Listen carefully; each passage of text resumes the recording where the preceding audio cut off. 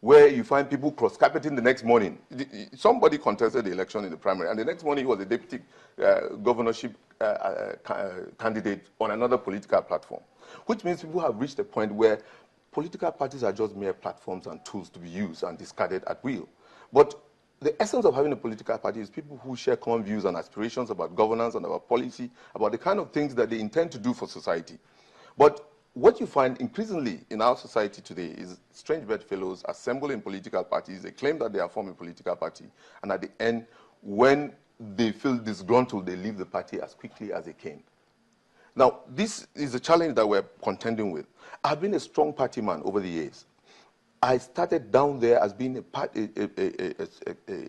secretary of a People's Democratic Party in a local government before rising through the ranks in terms of, so I've really contributed even to the development of the party itself over the years.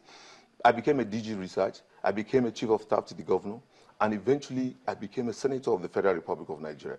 And in 2 years, I know what I have done as a senator representing my constituency.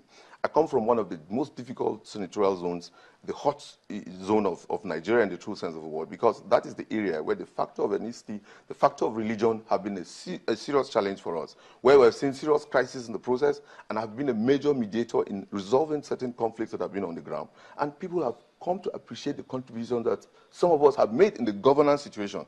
Not just that somebody just woke up one morning and said, come and be governor. No, you must have an antecedent, you have a record, you have a contribution that you have made over time that will necessitate or compel attention on you sufficient to be supported for you to become a representative of the people. And that is the reality. So when people talk about handpicking, it's a lame way of just, casting aspersions and making it look as if it wasn't possible if not for. But at the end of the day, for me, if not for God, it is not possible.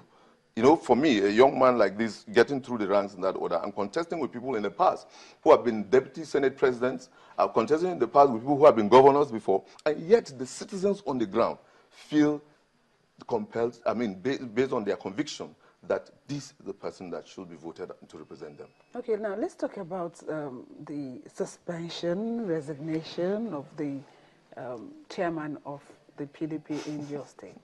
Is there any link? Is there any connection? The truth of the matter is that as a sitting chairman of a party, he decided he wanted to contest for the governorship seat.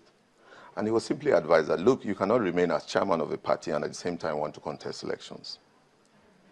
And that necessarily, he felt that it's not possible. He will sit tight and remain chairman until the day he feels like leaving. And all the other members of the party felt, look, you cannot eat your cake and have it. You cannot be contesting governorship and still hold on to the office of being chairman of a party. And it dovetailed into a direction where he had to leave the party to contest for governorship. And at the end, he didn't get up to 30 delegates voting for him. If he was truly a chairman of a party who was in control of a party and left all out in a very decent manner to contest, he is likely to have won the hearts of those who are already members of the party. But he thought he would fight the system. You see, this is a party. You cannot be asking for the head of a party. You cannot be thinking of how to destabilize a party and you expect the party again to turn around and vote for you. This is the unfortunate thing. And then there's another dimension of things that have been raised with regards to complications here and there. When you're contesting a party primary, it is the people in the party that conduct this election.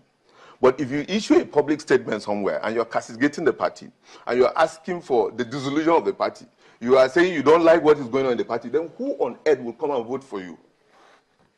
Who else will come and vote? Is it the people from other parties that will come and vote for you in that party? You're supposed to have a healthy relationship with your party. You're supposed to ensure that you can convince members of your party to support you. Okay. But when you begin to think that you can antagonize them and then you still expect them to turn around and support you, then it means you don't even know what the political reality is. You have been in the political space on the Plateau for a while, as you said yourself. So let's look at the other parties. We understand that there was also rancor with the choice of candidate of the APC, and some other parties also had their issues with choice of candidate. I mean, why do we have to get to that point where it's as if the parties can't even seem to make a choice? The truth of the matter is that, you see, politics is about interests. And a clash of interests generates necessarily outcomes and reactions and counter-reactions here and there. And it's just like having a thesis, an antithesis, and a synthesis will eventually emerge.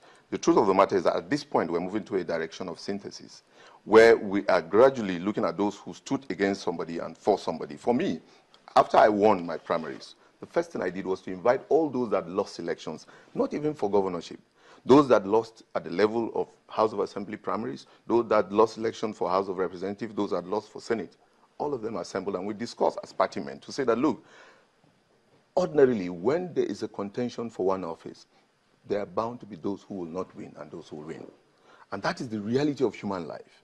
For as long as you don't accept that when you set out to contest election, then you will be having a problem, especially when the outcome does not favor you in the process. And a large extent, a lot of them said, for the first time, somebody is calling them so that they can sit down and discuss. Because in the past, people will assume that once you lose a primary, you are not important. Everybody is important in a political party. And as a result, there's a need for harmony and a group approach, teamwork, to ensure that the party, becomes stronger. So if other parties are having their own problems, they have the challenge to contend with solving that problem in the process.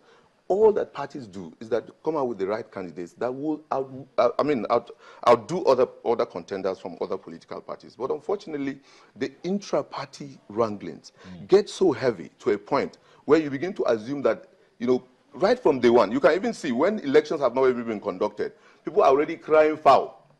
People will start shouting even before the actual conduct of elections. So if already your frame of mind before the conduct of an election is already raising issues, and then by the time the elections hold again, what do you think will be your response? First, you must have confidence in the system, work towards that system, approach the system with all its inadequacies, and ensure that at the end you gain support of the people. And when the support is extended to you, you eventually reach out to the rest of the people who are also in contention and ensure that you act as a team and deliver on policy, deliver on governance promises, deliver on the right things that will transform society. Well, beyond the political scene, the situation on the Plateau, what's the Plateau like right now? Presently, relative calm. Of course, it's a very sensitive state, like I said, located in the middle of Nigeria with all the strategic complications on the ground. And the truth of the matter is that we're doing pretty well, given the reality across Nigeria, especially in northern Nigeria, especially the security challenges here and there. I believe people are getting gradually prepared to begin to focus on survival, focus on peace, ensuring that bridges are built across divides, and ensuring that in the course of even the conduct of elections, that they will not do so based on divisive tendencies. We all know that just in particular, and the Plateau in general, used to be like the collecting point of the home of peace, the home of peace, tourism. yes, a collecting point for practically all of Nigeria. I mean, there's hardly anybody that you talk about now in the entertainment industry, for instance, who would not mention having stayed in Jos for a while or something. So, can we get back to that point where the Plateau becomes indeed the home it used to be? I look at the future not in terms of going back to the past, but as a future that will be a reflection of the reality of our experiences and moving into a future that is certainly better and greater than even the past. In other words, there is a high possibility that given our experiences on the Plateau, that we're moving to a future where the generation that is taking charge of affairs is focused on making the desirable impact that will certainly project the state, not just as a home of peace, but actually as a hub of not just developmental innovation compared to other states of the Federation, but also as a place where everybody wants to come and settle. And that was the reality in the past, and that is still possible given the way and manner we're gradually reaching out to each other on the Plateau and ensuring that we can work and be greater as a state. Okay, and maybe I should just quickly go back to some of the issues that we raised concerning your emergence. The 12 that are aggrieved. What are you doing to see how... Frankly, I've said already that even those that didn't contest governorship, I'm reaching out to them. Do you think what it's more going of to those? affect your chances, even as a party? Let me tell you, I understand the dynamics of delineation of constituencies, the dynamics of voting patterns, the dynamics of support groups. You see, I'm probably one of the youngest of the aspirants. And for those who are talking about zoning, there are people who are talking about a generational shift in governance. And that, to them, breaks the barriers of geography, breaks the barriers of ethnicity, breaks the barriers of religion. So that is the new challenge for our own generation in moving in a direction that will make progressive impact on our society. For the 12 that I've contested, you'll be shocked to discover that out of the 12, they probably come from 2 or 3 local governments. A huge chunk of them coming from one local government or the other. Now, when they write as 12 people. But when they write, they represent only a section of the state in itself. We have 17 local governments. And out of 12 aspirants, 8 of them come from 2 local governments. And they write and are insisting that there should be zoning. What they're invariably saying. What I'm trying to tell you is that, what I'm saying is that sometimes we exaggerate the mere fact that those who signed are so number. How do you want to resolve all of this so that it will boost your chances? The chances are as bright as the promises of God. For me, I must say that we're moving in a direction where we're reaching out to each other. Some of the aspirants have come to me directly. They have completely shown their support and are working with me. Some we have even integrated their structures to ensure we are working together. Some still are finding it very difficult to accept the outcome, and we're reaching out to them. And we believe strongly that in due time, people will appreciate the fact that at the end of the day, it is one person at a time that occupies the power. I have a comment from someone that's watching. Boaziz says, Plateau State politics under PDP is a family business. Do you agree with him? All of us are a family. The entire Plateau is a family. And that is a family business to a little sense of a word. It's a Plateau project that involves every citizen of Plateau State. And we want to create a situation where all of us can become a complete family in that order. What if you lose? What if the other party, the opposition party, wins? The truth of the matter, God gives power to whom he feels at the time he wishes. And I stand firmly supported by God to be the governor of Plateau State. As it is, so far, the indices indicate that I'm getting set to win and to represent the people well and to do the kind of programs that will make the Plateau people proud, that they, for once, have a governor who also reaches out to all, regardless of their difference, regardless of religion, regardless of geography, regardless of ethnicity. And the essence of governance is to establish what will impact meaningfully on the whole society. And I think strongly we're continuing on the lofty programs of the current administration. There has never been any government that has done so much within so little time, with so little resources. We believe that we will manage our resources sufficiently, both human and material, to transform our society to a greater society in the process. Thank you so much for coming on this morning. Maybe before we close, let me just ask, we were talking about how cold it was in Jos. Yes. That's really, it is really getting cold. What's the temperature like? Certainly quite 20, cold, very Europe, more like Europe, I must say, far less than 20 degrees.